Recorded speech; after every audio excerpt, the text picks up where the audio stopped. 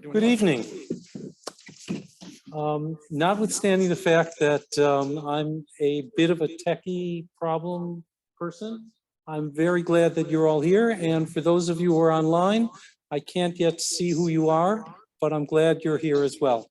And I want to say that some of you who are here actually have memories of David Hartman, some from Montreal and some from Toronto and some from Jerusalem. So we are going to get to those memories, and I want to thank everyone. Next week, I'm going to try to have cards, and everyone can put their name on the card so you can actually see and identify other people in the room if you want to ask a question. Many years ago, one of Rabbi Hartman's teachers, Rabbi Joseph Soloveitchik, told about how when after the First World War, the Joint Distribution Committee had sent to his father a crate with a new edition of the Talmud. And as part of that, he remembers they opened the crate, and not only was there Talmud, but there was also a chocolate. And so Rabbi Soloveitchik always associated chocolate with Talmud and Talmud with chocolate. And I began to do that here as well. And somebody's brought some chocolate tonight. So that's going to get passed around. And if you're on video, you won't get that chocolate. But Yuri, who is here, where's Yuri? Okay, Yuri's going to be admitting people. I can't figure out how to do that, Yuri, from my screen. So there are some people in the waiting room, and we're going to get going. We're going to have 4 sessions, and you can see a little bit of the plan.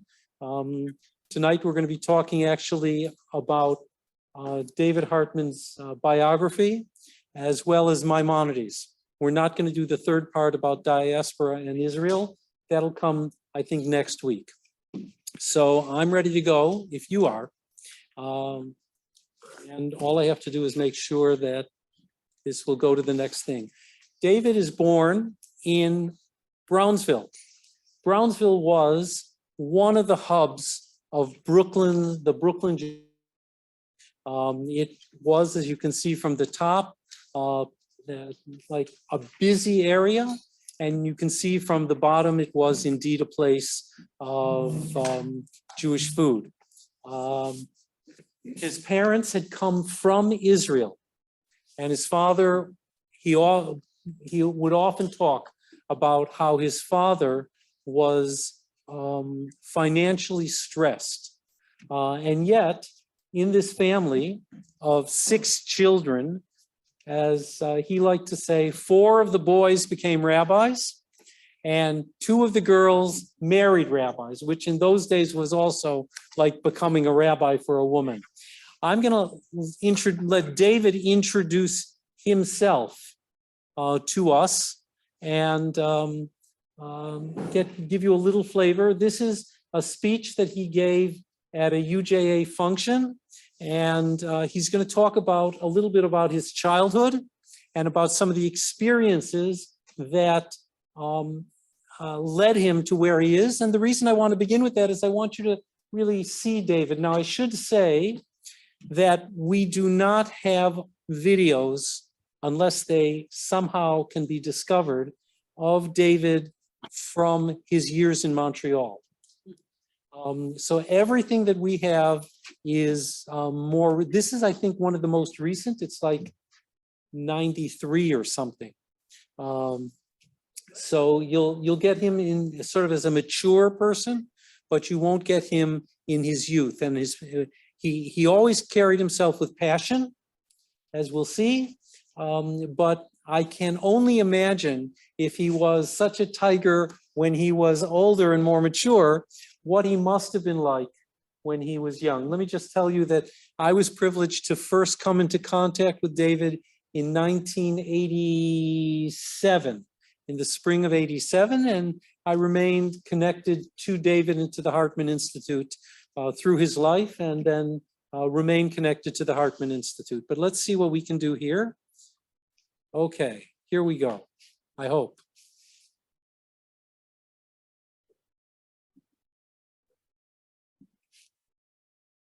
Reflecting on what but yet did not understand in my parents' home, which mediated for me spirituality. Wittgenstein remarked that the limits of your language should revolve around the limits of your experience. I'm not going to speak about spirituality in abstract universalist terms, but spirituality as it was reflected in my own life, in the experiences that I saw. I was privileged to be born into a home in which I saw the transformative power of a day in the life of a family that was poor.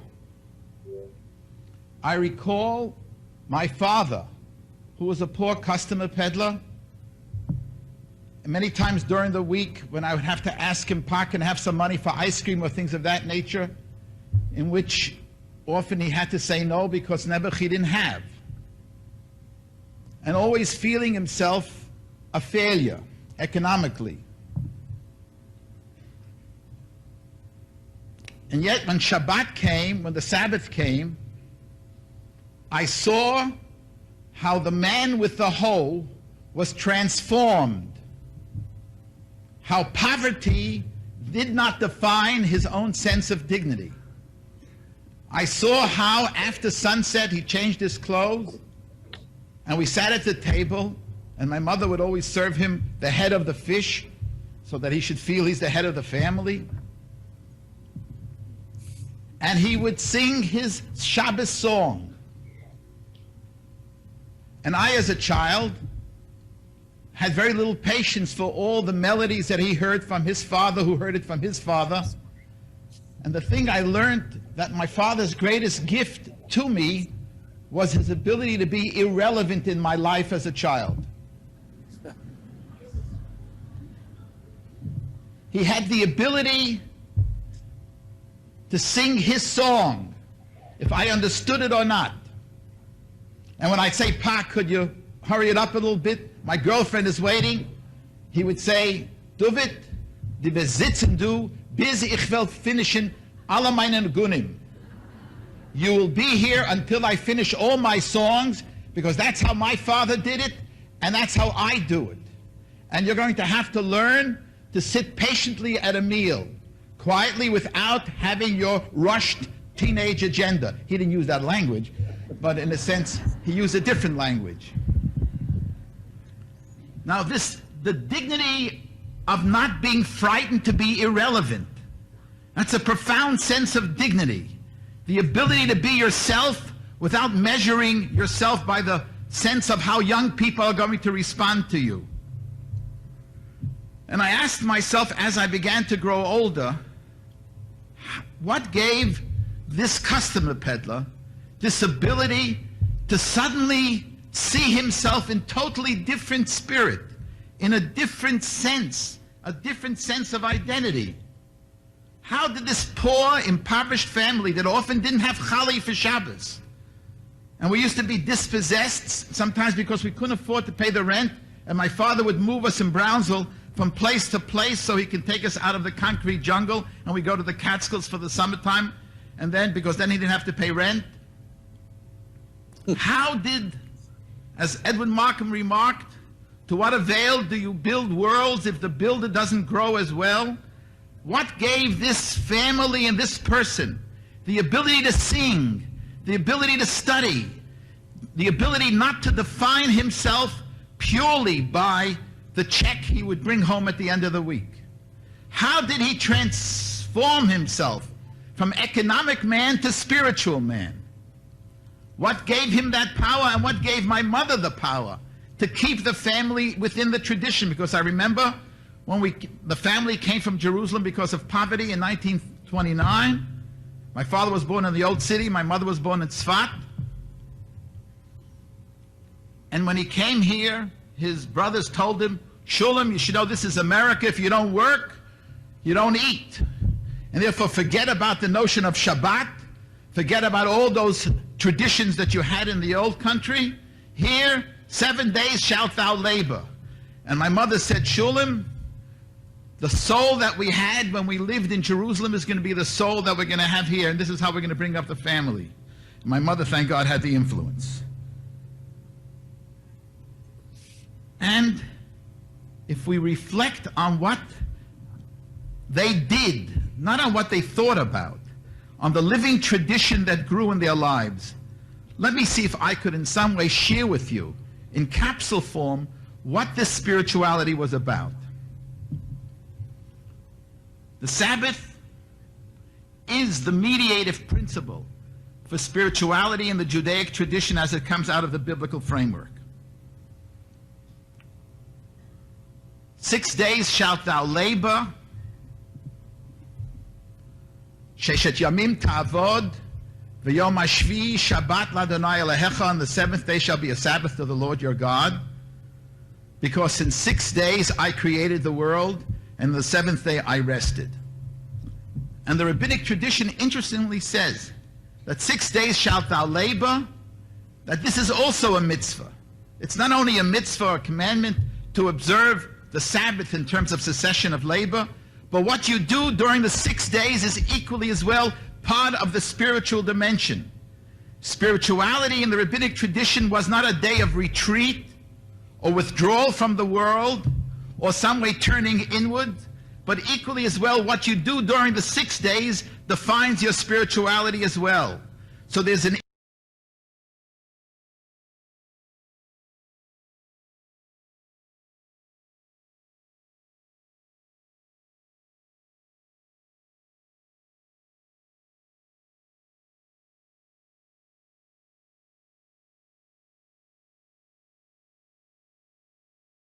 to close that and close this. I'm sorry. I'm looking for how I do all of this. And stop the screen share. Now share the screen and go back to here, I think. Are there any more videos? Yeah, there are. I have to get back to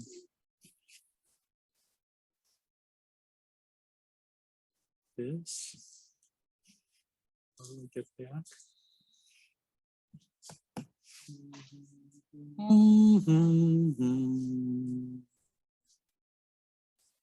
We're going to start again.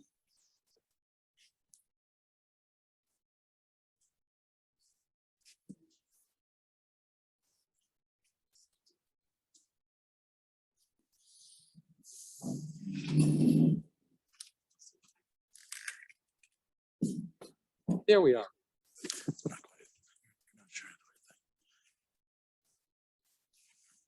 Just share your screen all the time. Wait, I'm sorry, what? Go back to Zoom. Go back to Zoom. Okay. But always desktop one. Great. Go to desktop one. Okay. Okay. Again, sorry for a little bit of that. I want to give you another sense of David, but let me just say that if you listen to David, one of the things that you hear is you hear in David Yiddishisms. Often when he would teach, when he would preach, you'd hear Yiddish. He always was good enough to translate for those of us who are Yiddish impaired, but there was always a sense that was an animating part of him. There's something else that you may have picked up in that. his emphasis on not just an idea, something theoretical, but on something that one did. That action was very important. And we'll come back to that. But I want to take you to this wonderful interview where he talks about his love of basketball. Okay? And particularly of an event that happened here with one of the very, very great basketball players of all time, when people who were smaller could still be great players. So here we go. I hope this will work properly. And the following program. He's got a beautiful, I'll call it a citadel, which is anti-religious, but in a sense religious. And he is one of the most important philosophical personalities maybe in the world of Judaism, and certainly in the state of Israel. David, welcome again to the show. Shalom, Leon. Thank you. One thing I can bet, you've been watching the playoffs, the basketball playoffs. Absolutely. It just reminds me of how far the world has changed since I played basketball and what is basketball today. I mean, there's no similarity. The people who play basketball today defy the law of gravity. You know, when I played, I was still, you know, moving with two-hand shots and this.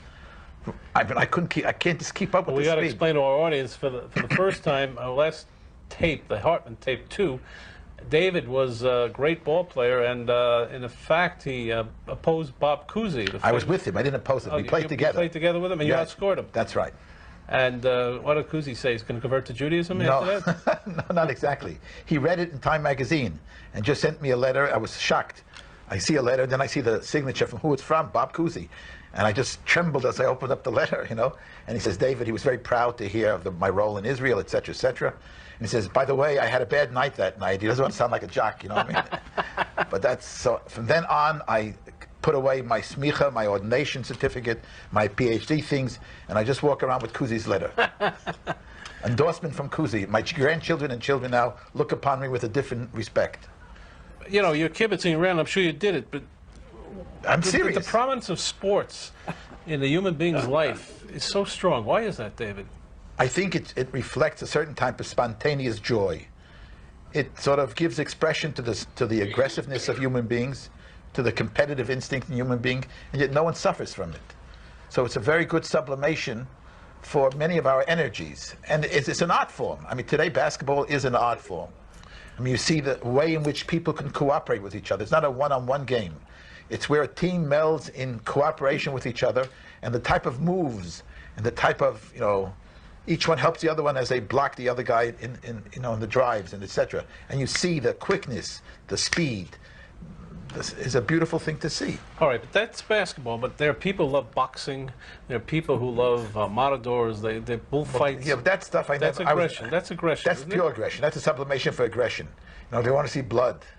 You know, there is that. But I never enjoyed those type of. Would that be considered anti-Jewish? I don't know about anti-Jewish. Listen carefully. You know, the whole notion of anti-Jewish is strange to me. In some way, what is Jewish is one of the most serious questions that people ask today. Right. Who is a Jew? Right. Like, what does it mean to have a Jewish society? What are the characteristics of our people? Now, it depends where you come from.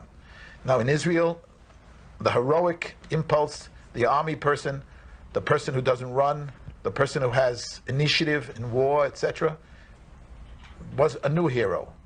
For other times, George Stein, I was on a program with him last night, hails the image of the Jew. George who? George Steiner. Steiner. It's not cruel, the lack of cruelty, the idea that we never exploited and really try to satisfy our instinct for being males through power over others. The idea of self-control, of decency, of gentleness, is one image of the Jew, which is also true. Another image of the Jew is a person who is always skeptical about what normally people think is absolutely true. The Jew is always a person, maybe fakert, efshe kemazon fakert, as they say in Yiddish, maybe you can say it the other way, and always a sense that, you know, skeptical but yet concerned about truth, searching but yet never gullible that quickly, is another. The art of argumentation, of seeing complexities.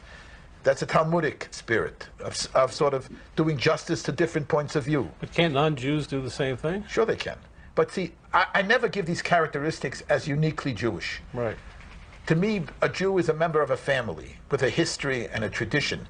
Now, there's certain features in the Jewish experience which all human beings share. In other words, I'm never for Jewish uniqueness. I don't believe in that. A lot of people testify or give testimony that more Nobel Prizes have been won by Jews than any other. So what of it? I mean, that doesn't... It's not meaningful to you. No, it really isn't. Interesting, because a lot of... I know that's some sort of chauvinistic pride. Right. I'm not, look what Jews do on the basketball court, and they look like schlemiels there. I mean, so what am I going to say? I mean, so they do well in physics, but then they don't do well in other things. Now, the great tenors in the Metropolitan Opera are not Jewish. Right. There was once Richard Tucker, Jan Pierce. Correct. But okay, that's all we can count, that's all. So what am I going to say? I mean, excellence is not a unique Jewish property. All cultures produce people of excellence, people who are moral, people who are sensitive, people who are critical. As a nation, we've experienced many things. And if we're sensitive to our history, we learn the pain of being the stranger. We learn what happens when people can't handle people who are different. So our history bears witness to the terror that tyranny has of Jews because they are a different people. They don't bow down to the Hamans of history. Right. They don't bow down to the Stalins of history. Now, as a result of that, the Stalins of history and the Hamans of history can't succeed in their plan for triumph in the world. It means the yearning for absolute power as long as Jews are around. Jews remind you So they're that a blocker. man, They're like a blocker. They're blocker.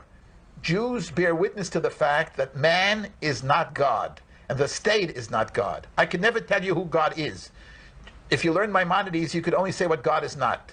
So the idea you have to define what is idolatry. I'm not interested. So Okay, I'm going to try to get off of this and off of this. And I'm going to close. Stop share. Back to us. And now I'm going to start share again. And I'm going to go to this, right? And I'm going to go here. Okay. Amazing. By the end of 4 weeks, I may have it down. So what you had, if you were listening carefully, what did you get out of that first part? And what did you get out of the second tape? What did you hear? Because there are some critical ideas that he articulated in each of those, in the speech as well as in the interview. What did you get? And for those who are online, I'll repeat it. I don't know how, and Yuri will have to figure this out, how to enable the people who are online to also comment from time to time. I'm not sure how to do that, but what did you hear in his remarks? He changed over the years. He changed. In what way did he change? Well, he's from a very religious family and became a little more liberal. He became this religious practice, but philosophically, he was open to other opinions. Okay. That's true, and we'll see that as we go along. But he hit certain points that were very important. What did he tell you about his family? Well, he separated his father into two divisions. There was the everyday life and making a living and living in that milieu. And till when Shabbat came, it was a different world entirely than what he went from Sunday to Thursday was different. Friday night to Saturday. That's right. So there's a sense, and he'll talk about this later when he talks about Heschel. We're not going to get there tonight, but very clearly the sense of Sabbath as a day that is set apart, that has a kind of spiritual quality to it. It's very important to him. What else did you get, either from that or from the second one? Well, from the first one, I got that as a mature adult, he processed and gained appreciation for this concept of his dad not being relevant. He said it's cool, it's okay to be irrelevant, which was in my mind another way of saying stick to your principles, and that's more important in the long run than, you know, being with the times or in line with what your teenage kids are thinking. Right. So he was very resistant, and then came to a deeper understanding, as many of us do, if we're fortunate, with our parents. There's something else about that, which is you can be irrelevant. And we're going to come back to that, because one of the things that David actually tried to do was not be irrelevant. That is, he wanted to take what appeared to be abstract, abstruse, and distant, like medieval philosophy, as we'll get there, and turn it into something that is on fire. And that's really important, because he had that capacity to take what some people would see as arcane and make something big out of it. Now, if you were listening to when he talked about basketball, he talked about joy. Joy will come back. His first book is actually called Joy and Responsibility. His first book beyond the Maimonides books. It's joy and responsibility. There's something else that he carries. Notice how he carried the conversation from sports into something very serious about who is a Jew, what is a Jew. And there's something else about that he picked up on, and you'll see this come back a lot of times. The idea that there's a universal world out there, that excellence is not only a Jewish thing. And you'll come back, you'll see as we go tonight, hopefully into the Maimonides part, you'll see how that becomes a linchpin for him. How to be deeply, deeply Jewish, and how to be really part of a larger world. And as part of that, he talked about dealing with the other. How to move beyond a sense that this person is different, and to realize that there's value in the other. Those are ideas that will come back over and over again in these 4 weeks, and they'll come back over and over again as you have a chance to really deepen your awareness of David. Very quickly. Yeshivas Chaim Berlin was in Brownsville. That was where he went to study along, he says, with Chabad, the Chabad yeshiva there. I'm not sure so much. And then he went to Lakewood. He went to Yeshiva University, and then he took a year in Lakewood. The rabbi there, Rabbi Aaron Cutler, is in a photo that you can see with Rabbi Joseph Soloveitchik. He looked at Soloveitchik at Yeshiva University, which is the center image, as really his teachers. And he got something from each of them.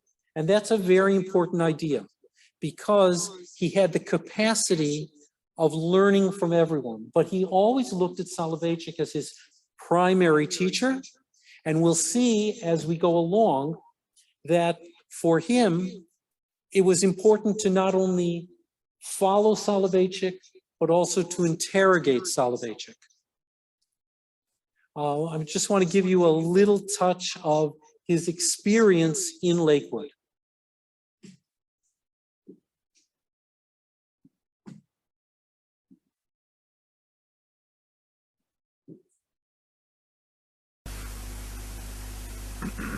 He was the one who took me out of the yeshiva ghetto and brought me into the open world. I had been a student of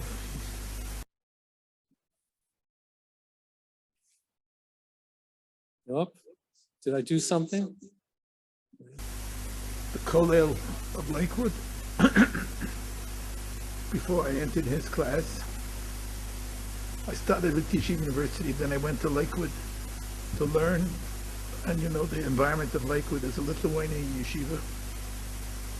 They used to wear coats in the summertime when they daven mincha. So I'd go over to them and say, "Why are you wearing a coat? It's so hot outside in Lakewood." Since in Kletsk they wore coats in mincha. Kletsk is where Lakewood Yeshiva was initially. So it's a type of place that was deeply embedded in the past in Kletsk. And you can't hear none. Anyway, engage the modern world. In fact, I remember I used to read Hertz's Chumash sometimes, and some students would walk by and throw it on the floor and say he brings up a kursiv, you know, whatever that is. I mean, you have to understand the yeshiva mind. It is very beautiful, it's very intense, it's very serious, earnest, but the path has been given. Clearly, you know, the issue is not creating a new path. The issue is deepening the path you receive. So there is scholarship and intellectual frameworks, but ultimately within the parameters of the tradition. What happened to me is I went to, after that, back to yeshiva, and I skipped 4 classes because it seemed to have done very well in the year I was in Lakewood, which was day and night. Day and night. Had a profound influence on my religious life and my sentimental life. I'm still, in fact, I'm still a Lakewood yeshiva boy in some sense. I don't know what sense that is yet, but I know it still follows me. And then I had the privilege of getting into Rabbi Salvatius' class, and I was with him for 10 years. Thought about him, followed him. He was my total mentor.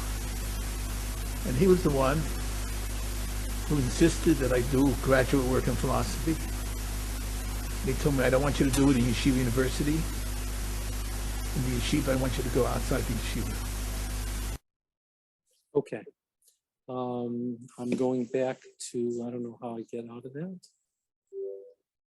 I'm going, stop that.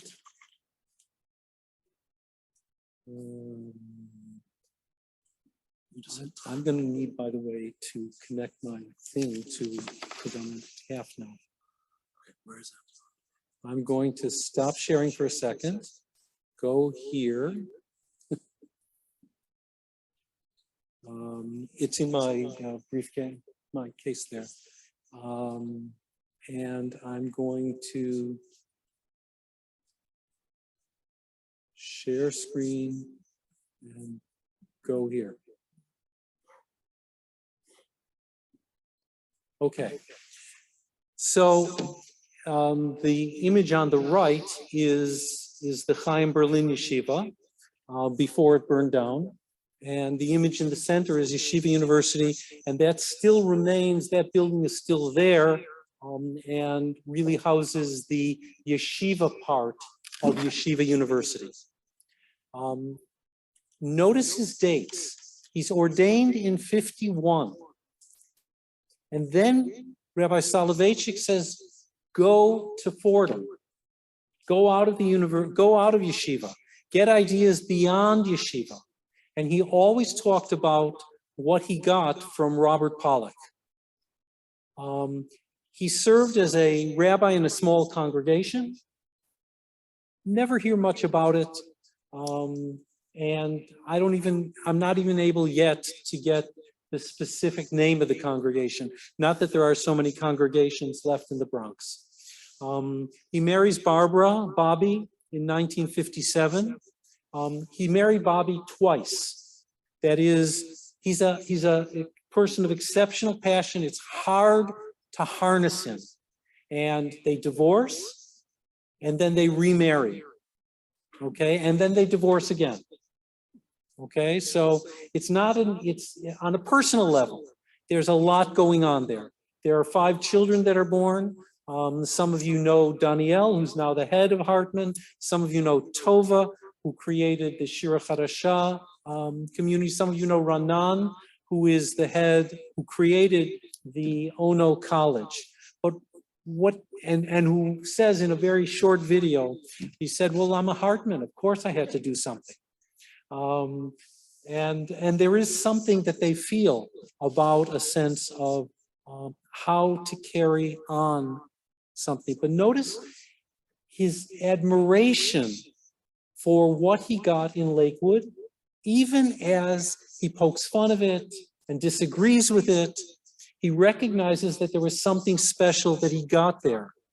And that's going to be true of Fordham, and that's true of his years at McGill and his years at Yeshiva University. He was passionate about what he learned and passionate about what he wanted to reject.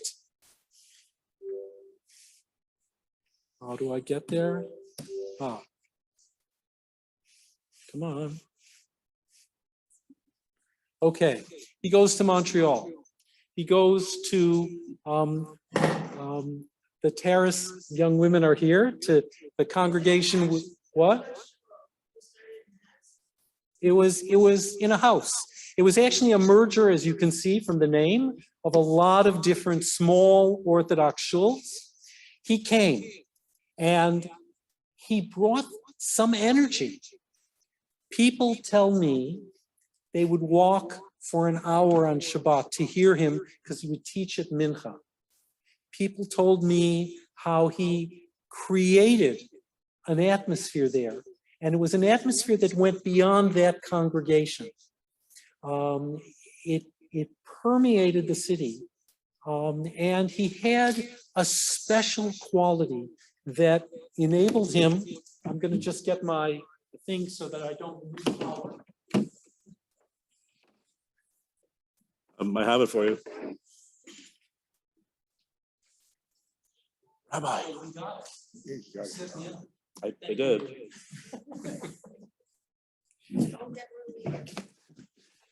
He did something there.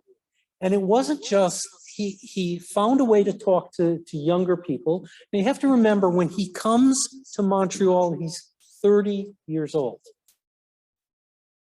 And there's an energy that he brings, and the intellectual vitality that he brings to a small Orthodox community. And then he goes to McGill. Rabbi Cole, it wasn't so small. That shul was small. Oh, that shul, but. No, Montreal at that point was the center of Jewish life in Canada. But he had an impact. And something else happened. He began to attract students. He attracted their parents. And out of that, he also attracted potential financial supporters. That was critical because that enabled him to build beyond the synagogue. The synagogue became the base, but it wasn't the totality. During those years, he did something very special. He convened a colloquium. I think it met twice in the Laurentians.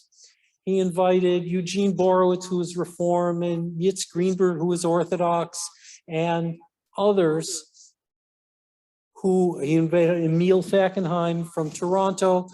I think Stuart Rosenberg was involved, but I can't confirm that. I still have to talk to one of Rabbi Rosenberg's daughters. But his goal was to create a place where Jews who were rabbis and intellectuals could talk with each other. And somebody funded it. Somebody funded that dream. And out of that, I think, came the idea that there could be something even bigger. Don't forget, he's there from 61 to 71. He's there during the Six-Day War. There's a tremendous sense after the Six-Day War, or during the Six-Day War, before, tremendous sense of fear. And following the Six-Day War, as those who are old enough to remember, a tremendous sense of elation. And he felt there's a miracle. This is something big. And he goes to his rabbi, to Rabbi Soloveitchik, to talk about it. And to say you've got to do something, there's got to be a new way to bring and to talk about Jewish life. And his teacher says, wait, don't assume, somebody entered the waiting room. Don't assume that this is going to be it. And David says later, he came to understand the wisdom of that, that the biblical model of miracle from 67 said it's problematic. It's not the only thing, which was a very important idea. So he moves to Israel. He's passionate about Zionism. He wants to give his children a deep Jewish identity. And he begins to build a reputation. In the lower left, I found something from 5733, which is 1973. This is the opening of the Pardes Institute. And he is on the faculty of the Pardes Institute to teach. Okay? Above, you can see the Jewish studies area of Hebrew University, which is now mostly the law school. And he starts this living room learning in his home and then moves it to a local synagogue and then moves it to a building that is in the Katamon area that now is the home of one family, but was a small building. And I remember going to a seminar there. It was really tight. And I was told, this is so big already. But clearly, it started very small. But he was able, he had a vision of how to bring people together. So he's reaching out already to other scholars who he felt had something to say, not only about scholarship, but also about Jewish life. Critically important there. So he's got this style. You can see it in this image, right? You can see this picture. He wanted to do something, and he wanted it to be big and bold and robust. So here are different comments that people have. He's like a nova. You know, there's this nova, and boom, all these things come out of it. A lot of excitement comes out of it. And some interesting relationships come out of it as well. Mark Angel, who's now retired, is on the liberal side of the Orthodox community. Moshe Idel is a great scholar of Jewish mysticism. Noam Zion becomes one of the prime educators there. Daniel Hartman is, of course, his son. Moshe Halbertal had been his son-in-law. Rachel Shabbat becomes another student of his. There is something going on that he is able to communicate to scholars that make them want to be there. And he sets it up sort of initially, it's going to be this, like the Institute for Advanced Studies. We're going to get people together and we're going to think and we're going to talk. And then it begins to do some things in the community. Now there are some public lectures, often supported by Canadians. And then there's more to come. He is able to become an advisor to the Minister of Education, Zvulun Hammer, when the religious Zionist community was more moderate. And Hammer and the Jerusalem municipality give him the right to create a new space in the area that's going to be adjacent to the Jerusalem Theater and to other places that will be a cultural center. He can't build it because he doesn't have the money for it. But he's lecturing now a lot of UJA programs, Federation activities. He's becoming known beyond the Montreal Jewish community, in the American Jewish community, and in the British Jewish community. And he's beginning to attract supporters there as well. Ultimately, the that will help to provide the financial support that will enable him to build this complex there. And it doesn't end with that complex, so the Hartman Center there, because then there's going to be high schools, etc. But what you have is a sense of a beautiful place. It's really an island for any of you who have had the opportunity to study there, or even to go for one or two lectures. And a number of you are here who have studied there. So I want to take you to what he wrote his dissertation on. He wrote his doctoral dissertation on Maimonides, on Rambam. And these are a list of the different major areas that Maimonides wrote on. That's a statue. We have no idea what Maimonides really looked like. That's a statue in Cordoba. In Fez, the house that's identified as his home is right above or right next to the entrance to a Chinese restaurant. I thought it was like so ironic, but who knows? Maimonides wrote a number of important works. His first, when he's still in his 20s, is a commentary on the whole Talmud that takes the form of a commentary on the Mishnah. The second major work is his Mishnah Torah. You're seeing a handwritten version of the Mishnah Torah.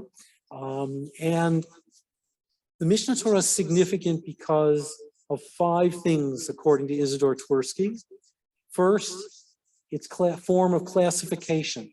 It's the first to really take Jewish law out of the Talmudic model and put it into what we'll call a new framework and codifies it. In the past, if you wanted to know what to do, you would look at commentaries, and the commentaries would tell you different things. You have to go all over the place.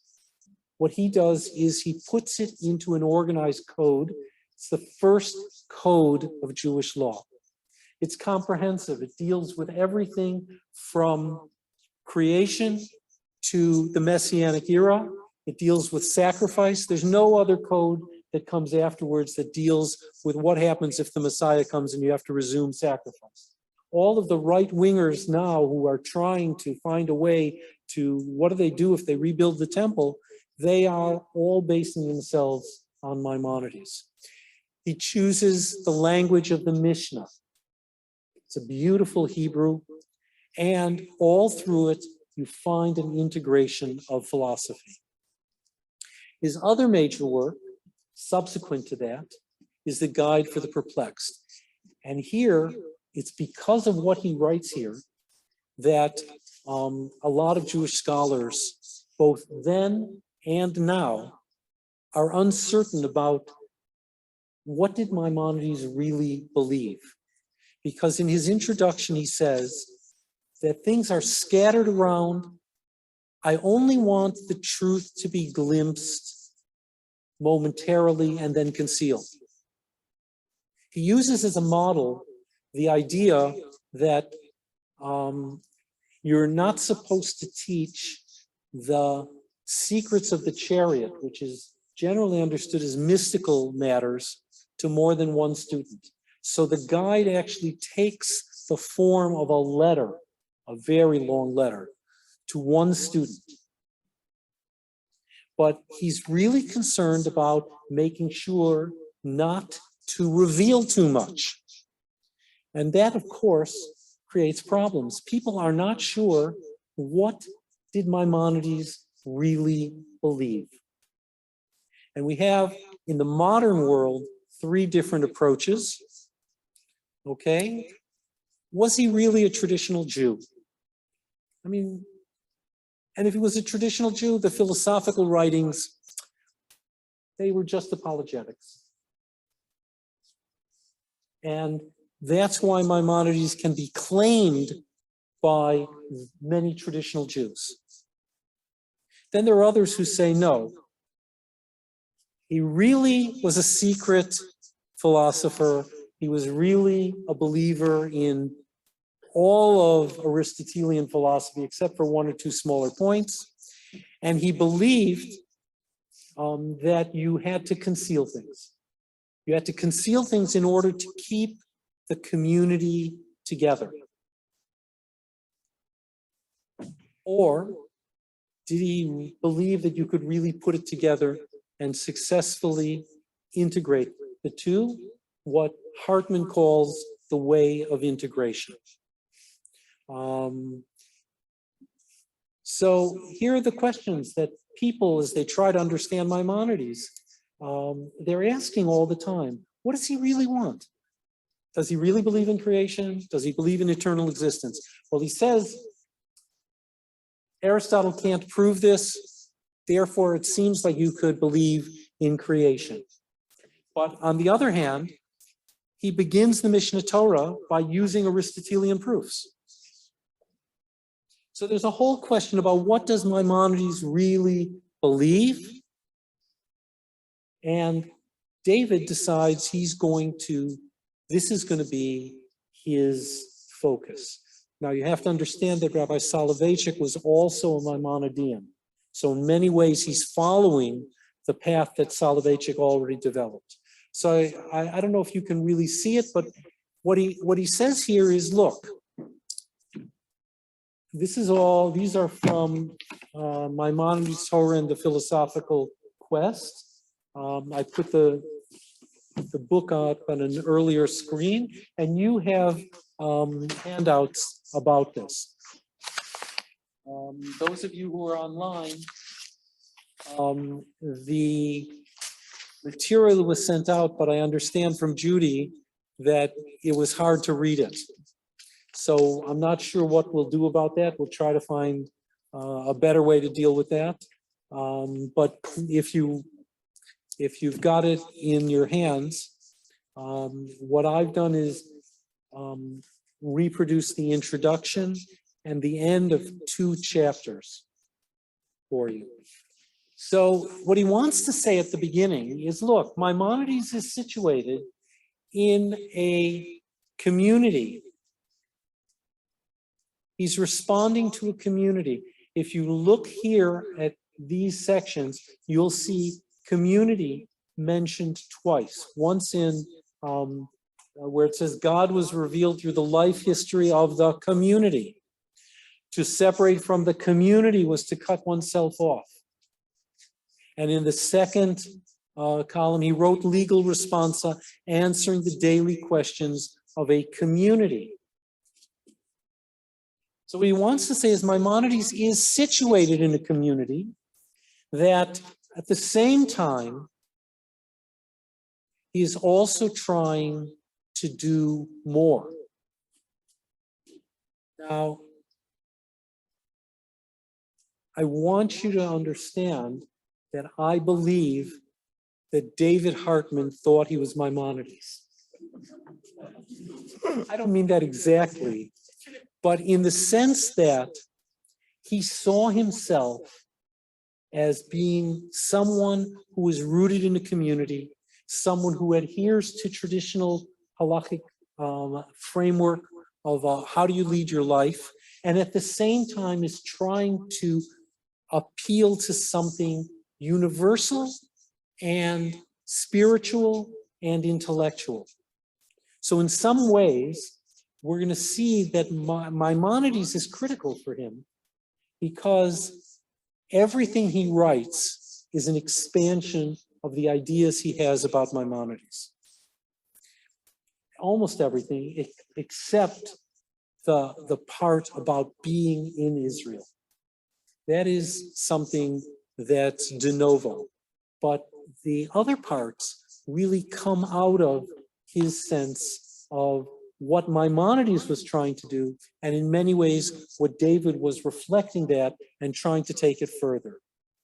So, if you look at this selection on the left, does the imperative quality of Jewish theology, seeing God in terms of will,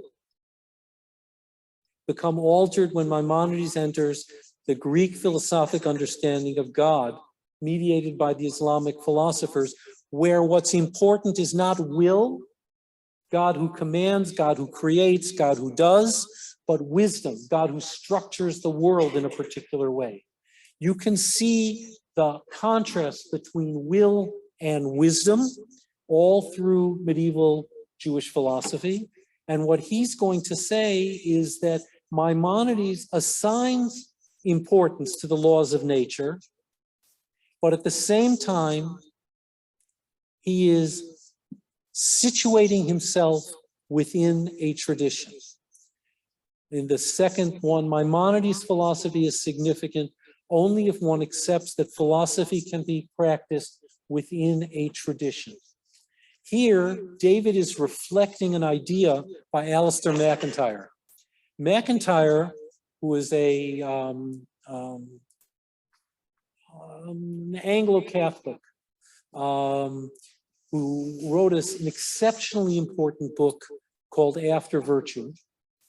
And MacIntyre says that much of modern philosophy is garbage because it's not rooted in a community and it's not rooted in a tradition. Because it places so much stress on the individual.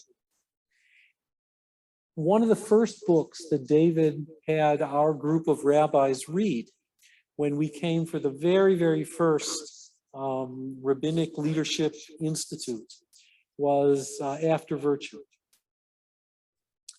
And the other that he had us read was William James and a sense of how religion can affect the psychology and the passion of the person.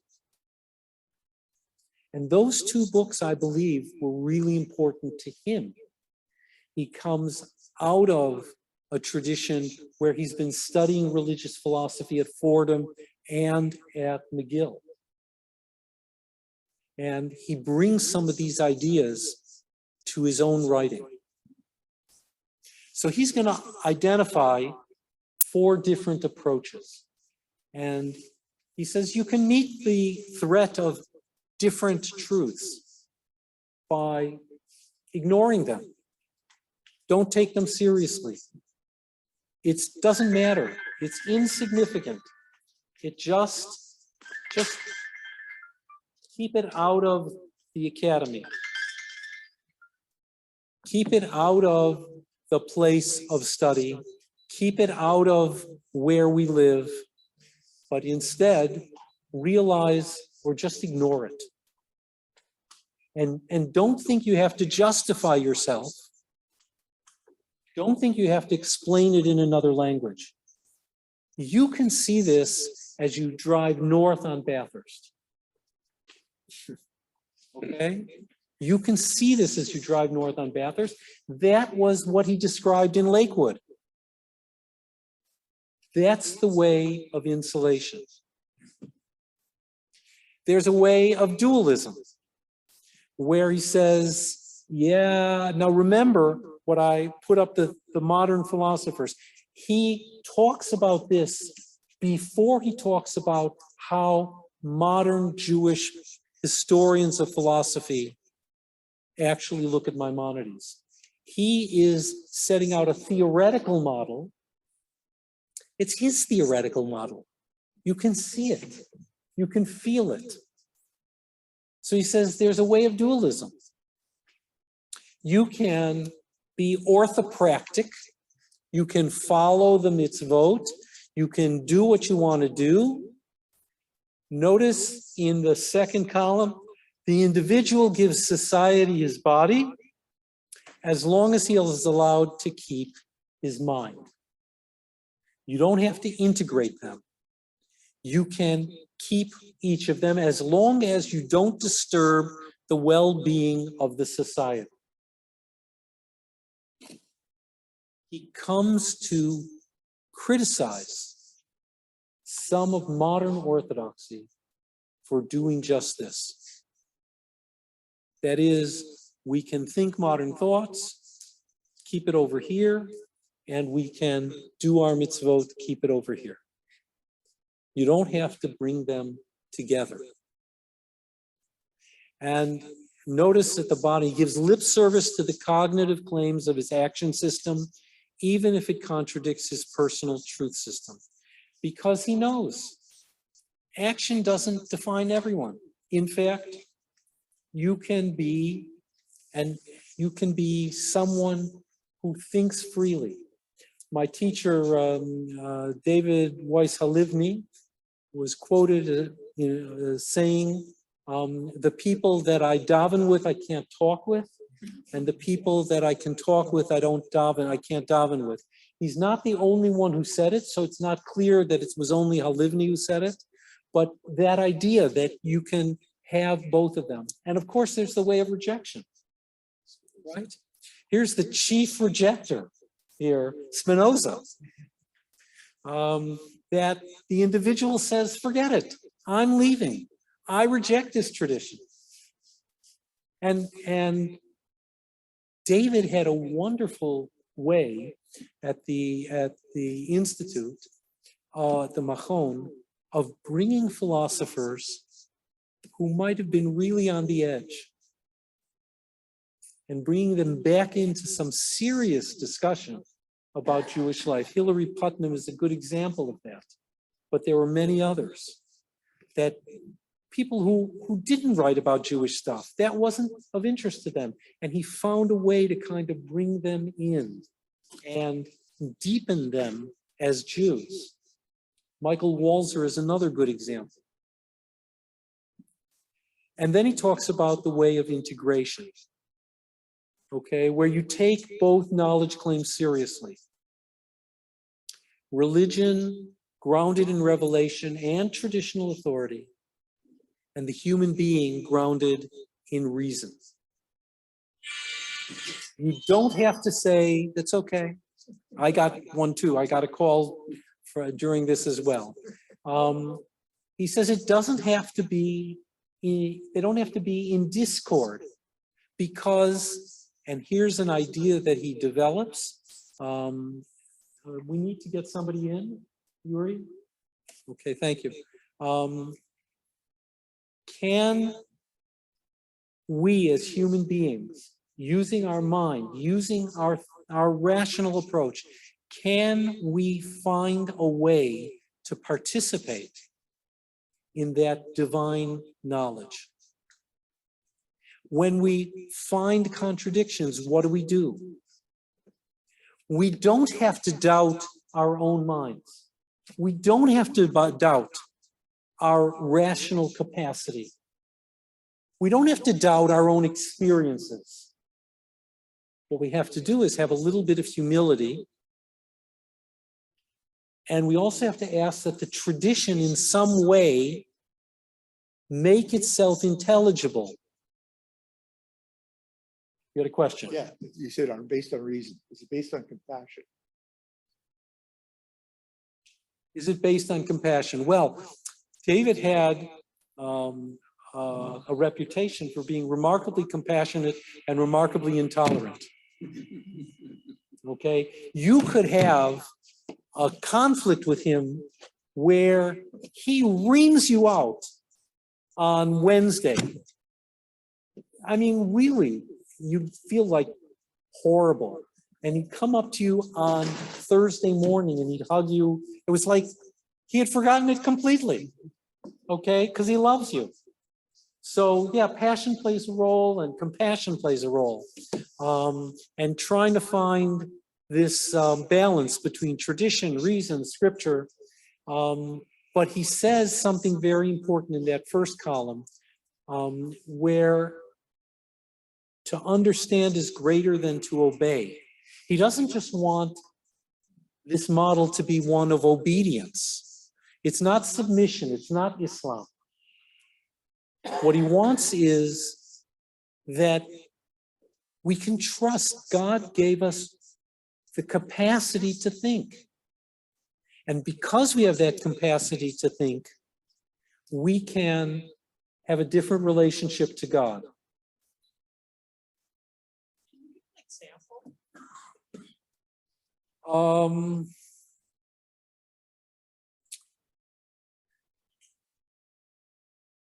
Yeah, okay.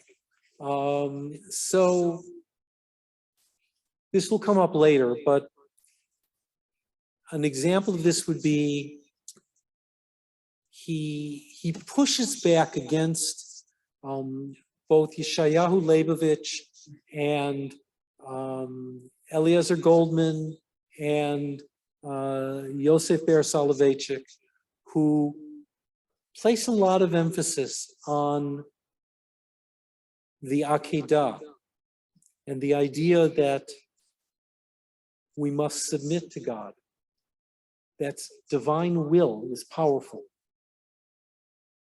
And he pushes back against that and says, that's not my model. My model is when Abraham doesn't go along to sacrifice Isaac, but he pushes back against God at Sodom.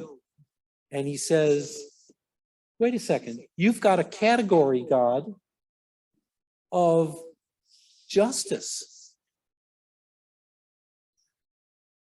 You've got a category of justice, which seems to be, by the way, independent of the divine. And my sense of justice tells me that what you want to do to destroy Sodom, that is wrong. And he pushes back against God. Because what he wants is that his reason will also have the capacity to incorporate God in some way. And now he says, and in that way, and he was kind of on the liberal edge of orthodoxy. He was not regarded positively at Yeshiva University. He says that even then, in the old days, he was an outsider, but certainly later, he and Yitz Greenberg were always on the outside, as was Avi Weiss. They were the outsiders. He believed that the tradition had to be open. Now, exactly what that meant, it really began to change for him with the feminist revolution. And Tova, his daughter, was someone who Someone's on your, that's somebody who's not muted. somebody is not muted. Okay. The feminist revolution has played an important role in changing Jewish life. And David had to learn how to deal with that. And it stretched him. And we'll talk more about that, but that's one that's both a theoretical example and a practical example. But the idea is you can try to realize above the stool on here, the three-legged stool, you can see that the growth of knowledge moves one to a deeper understanding of the tradition. And the tradition also affects how you think about ideas. I'm just trying to remember his name. It'll come back to me in a second. Judah Golden, who taught at Yale for many years after teaching at JTS, wrote at one point that text and experience are reciprocally enlightening. And what he meant was that when you read a text, it helps you in many ways to understand some experience that you're going through. Or your experience, your lived experience may also lead you to try to understand a text in a different way. So he says, look, I'm going to do something different in this book. He's taken his dissertation and he's put it in a different way. But what's important is, after articulating those four different paths, He then looks at modern academic literature about Maimonides, and he says, here are those different categories. And I'm telling you that this one belongs to Isaac Cusick, to Gutmann. This one belongs to Sholem. This one belongs to Strauss. I'm going to show you a way of integration that's different from all of those. Now, he wasn't the only one. Isidore Tversky writes about this. If you, Menachem Kellner certainly writes about this now. But the idea was that there's something beyond that. And he develops the idea. Plato has this notion that the wise person goes into the cave and comes out of the cave and is like amazed by the light, right? Because they've come out of the darkness of mythological thinking into real rationality. Aristotle has the idea that the individual ascends a rational ladder where only a few individuals can get there. It's a real elitist model.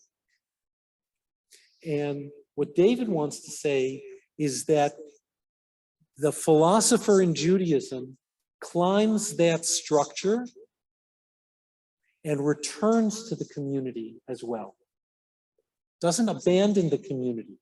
The community nurtures that person, and actually, if the community is structured properly, it enables that individual to go up. It helps support the individual. The individual, that philosopher, returns to the community and helps the community to grow as well. So Sinai becomes not a stage in development, but a place where you constantly return even when the thinker soars to the heights of metaphysical knowledge. So he writes something which is so characteristic of Maimonides, but is also very, very characteristic of David Hartman. Maimonides, the writer of the Mishnah Torah and the guide, remains a lonely figure because he believed that a total commitment to the Jewish way of life, halakha, can be maintained by one who recognizes that there exists a path to God independent of the Jewish tradition. That's the universalism. Maimonides was a witness to the fact that intense love for a particular way of life need not entail intellectual and spiritual indifference to that which is beyond one's own tradition. Later, he's going to invite Christer Stendahl to be part of the Hartman Institute at different points. Stendahl taught at Harvard Div, and he was the Swedish Lutheran bishop. Stendahl offers some guidelines, 3 guidelines in particular, to interfaith relationships. It says, first of all, don't pick and choose from the other. Let the other tell you what he or she believes. Don't assume that you know what they believe. Secondly, don't compare your best to their worst. And third, and this is really important, have the capacity for holy envy. Holy envy means that that I can see things in another tradition that I say, we don't have that in ours, but it's really quite amazing. It's really quite beautiful. When I do my interfaith work and my multi-faith work, one of the things that strikes me, I'm struck by how early in the morning our Islamic colleagues will get up to go to pray. I know that the Jews, there are Jews who do that too, but I'm struck by how early the Muslims get up. I'm struck by the role of the Eucharist and the idea of physically feeling that you are taking God into yourself. They are amazed by our sense of Shabbat and gathering the family around the table and blessing children on Friday nights. It's like, they see these things and they say, I had this experience this summer. One of the women who was with me, she told me, I called my daughter after I left her house and I said, I want to start doing this every week. I want to start blessing you every week. So there are things that we learn from the other. And David was really big on that. It was really important to him. I want to take you to this next book, which you also have some excerpts of. Avram Halkin was a great Islamicist and Hebrew translator from Arabic. He read Torah for many, many years until he couldn't see the script at the synagogue on Agron Street, the conservative synagogue. Some of you know his son, Hillel Halkin, who writes now a column called Philologus. And David had the capacity of finding these people who were part of the older generation. And he said, you translate, I'll do the commentary. And that's what we have here. Now, Maimonides wrote hundreds of letters, hundreds of responsa. Some of them are more important than, or came to be more important than others. The one on the left, you have to kind of look hard. That's his letter to Ovadia the convert, saying, yes, when you pray, you should say, our God and God of our ancestors, even though you are not the biological descendant. The letter on martyrdom is a letter to the Jews really of Morocco.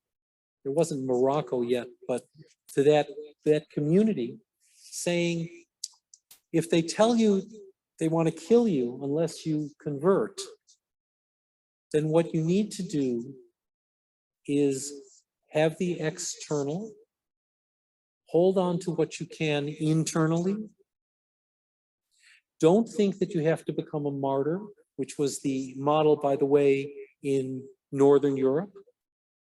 Don't become the martyr, but look for a way to get out of that community as quickly as you can. So compromise, but get out. The epistle to Yemen, similar way, very important about the limits of messianism and of fantasy. I have a copy of the letter about redemption of captives, where he says, I'm putting up money for this. You guys have to also. I always look at that as an important thing. Why was I involved in UJA? I can't ask other people to make contributions unless I do, right? Maimonides said that.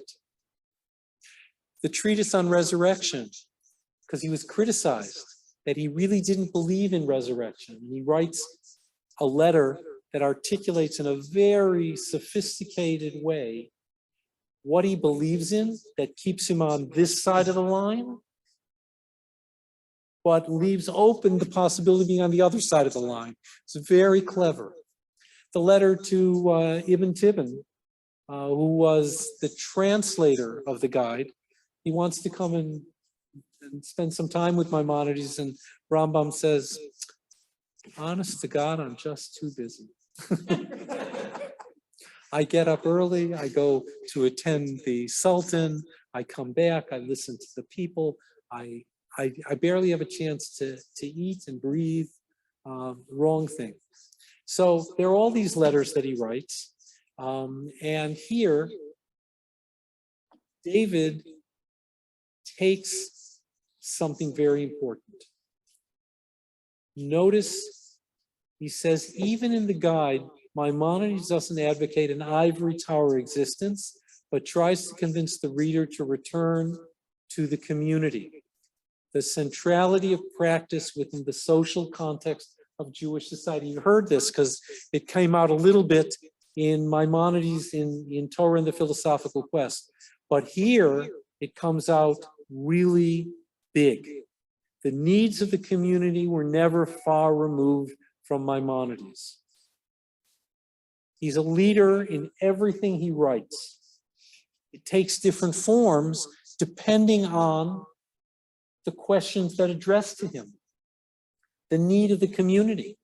So it could be that the community needs a collective sense of what does Jewish law demand of them. It could be that some people in the community need to understand how to make Judaism compatible with a sophisticated philosophy of that day, or other things. In other words, he's not just writing for the ages, he's writing for the moment. Heschel also placed a lot of stress on that idea, that Maimonides and others were writing in a critical time for people that face critical situations. So he writes to the Jews of Yemen, saying, and this is above the images of Yemen, despite elements in the Jewish tradition that support the growth of fantastic expectations, you can hear even later the critique of Chabad. And despite the rarity of religious persons who conceive of God in natural and rational terms, Maimonides struggles to purge that idea from the community. But he does it in a way that will keep the community together. And the Jews of Yemen to this day, when they came to Israel, Maimonides was revered perhaps more than any other teacher. So he writes about forced conversion, and it's very interesting at the bottom of the second column. Oh, the picture above that, by the way, that's from Fez on the wall next to the Chinese restaurant. He says, you want to secure the community's belief in the integrity of revelation, and you have to neutralize the appeal to charismatic messianic pretenders. Can we let somebody in, Yuri? Thank you. He's trying to thread the needle and talk about both things. When he's dealing with the question of what do you do about martyrdom? Okay, he says the law, and he's going to come back to this many, many times. The law, halakha, is not for ideal people living in idyllic conditions. It's for people like us who live in the real world and are imperfect. We are imperfect ourselves, and the situations we live in are imperfect. And halakha is trying to guide us through that with a normative structure, but compromise is preferable to demoralization. And David will constantly go back to that idea. You'll see it in many later ideas when he talks about how does a halachic Jew live and deal with and respect Jews who don't follow the same path of Jewish law. And maybe he got that in some ways from his congregational experience. He would often go back in ways and talk about, I learned this from my Balabatim. Then he'd say some joke about the negative part of the congregants or the congregational leadership. And then he'd say, but look what I learned from them. Again, it was this push-pull kind of thing. The rabbis would all laugh knowingly when he talked about the problems with congregational leaders, and they would also hopefully smile noddingly and knowingly about the good parts as well. So in all of these situations, there are 3 letters that that Halkin translates and Hartman comments on. In all 3 of the situations, he enters into the world of his audience in a crisis situation, moves them beyond where they were. That's the key. You're not going to win. It's not going to be 100%. You want to move people beyond a little bit. And hopefully that helps them in some way. Now, there was something that comes up in the Talmud that became, I'll say, a leitmotif in some ways for David. The idea of olam kaminhago noheg. That is, again, the law is not for an ideal for people living in idyllic conditions, but rather the world has its way. The world goes on. And the question is, how do you accept the idea of miracle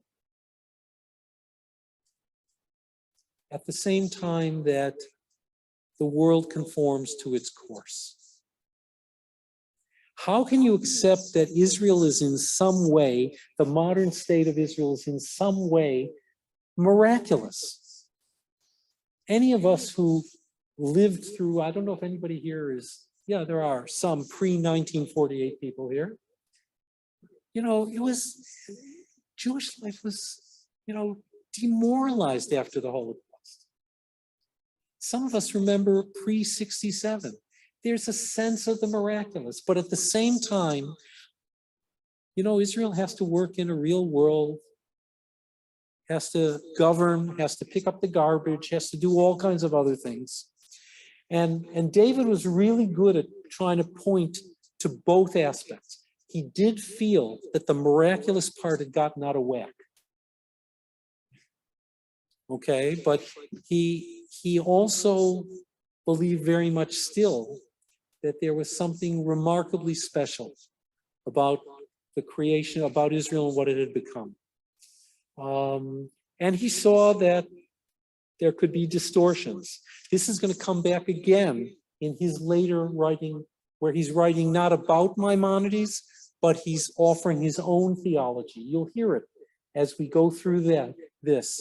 But I really wanted to root you in Maimonides. First of all, Daniel used to say, we'd have a Shabbos dinner table conversation, and my father would say, "Did you read 324?" And he'd say, that was when Rambam talked about such and such, right? He some Protestant ministers will quote scripture, and they'll do it by the book of John 9:24, right? He says, my father quoted Maimonides like that. But what's important is that he didn't need to resort to delusion or fantasy. Going back to Maimonides, he merged a love for the community with a quest for intellectual integrity. And it's that capacity to do both that David said, look, this takes you out of the 4 cubits of the Jewish law. You can see the 4 cubits. And there's something bigger, but at the same time, you can also be in it. You can also be in Jewish law. But you want to avoid that insulated culture and that self-righteous disregard for empirical reality. I want to give David the last word for tonight.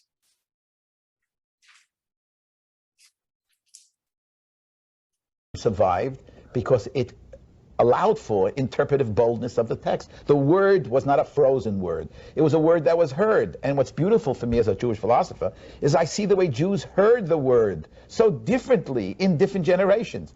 Each generation has to receive the Torah in its time. There's the eternal voice that comes out of Sinai, but it's heard very differently in every different generation. And therefore one must renew the interpretive boldness that has always existed in. And we've never been fundamentalists. We've never been literalists. That's the meaning of the Talmudic tradition. Anyone has to read the Bible and look at the rabbis and the Talmud and see what they do with the text. Fundamentalism is grounded in ignorance, in the false need for feeling I got the final word. I don't have to think anymore. I can now go to sleep because the truth is in my pocket. If you go to sleep because the truth is in your pocket, that's the best way to lose it. Okay. I'm trying to get back to where we were. Okay. So I want to thank you for coming tonight. The quality of doing it with hybrid creates some problems for those who are watching. I can't, and maybe Yuri will teach me this week how to also pick up the questions at the same time.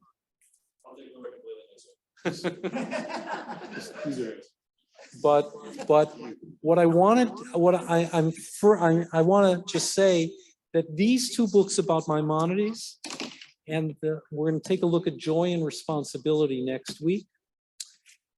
Those set the framework for everything that he's going to write about later.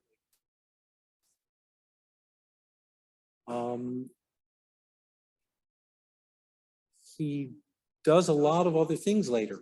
He's a builder. But what's important to understand is that he learned over time. And in that learning, he expands what already is his core ideas. So he pushes back against Maimonides, he pushes back against Soloveitchik. At the same time, they're very much part of who he is. And that comes through as well. So I want to thank you very much for coming. The stuff I gave you, if you want to read it, you're welcome to read it. And you'll see some of the quotes that we came up with tonight in a larger context. And we'll try to get the stuff from Joy and Responsibility to you earlier than the afternoon of the course. So thank you. And those of you who want to ask questions here are certainly encouraged to do so. Thank you, Rabbi. Brenda, thank you. Thank you. Thank you. Good night. Thank you. Good night. If you have questions online, you can ask your questions now. Thank you, Rabbi. My question is that David Hartman knew and worked with Abraham Joshua Heschel. He knew him, he didn't work with him. Oh, okay. But remember, it's in the 1950s that he is growing as a thinker, and certainly in the 60s. And those were years when Heschel also had tremendous impact and influence. Right. Even though Heschel and Soloveitchik weren't in the same place. Right. We'll see when we get to a part of the course where we look at how his dialogue with Heschel as well. Okay. It's just that the trend of thought for the two guys is kind of similar. David was much better in pushing off and disagreeing with others. It helped him to sharpen his own thinking. Yeah. Any other questions here? Thank you, Rabbi. You're welcome, Claudette. Did his thinking change fundamentally with feminism? Did his thinking change fundamentally with feminism? it grew. I don't think it changed fundamentally. He didn't daven in a Reform congregation, but he didn't denigrate a Reform community. There's a question over here. No. Jerry. Rather than a question, Rabbi, it's a comment. The last part you talked about the miracle of Israel and its effect. It's not only amongst Jews this miracle has the effect, but I believe in the rest of the world, because that miracle somehow the rest of the world expects Israel to operate on a different set of rules than the rest of the world does. Okay, I don't want to get into a political thing. David believed very much that in some ways Israel is alone, and in other ways Israel has to be function within the framework of world society. And exactly how you find that proper balance, we're all trying to deal with that. Thank you very, very much. And thank you all who came online and for those who made their way here. Be well.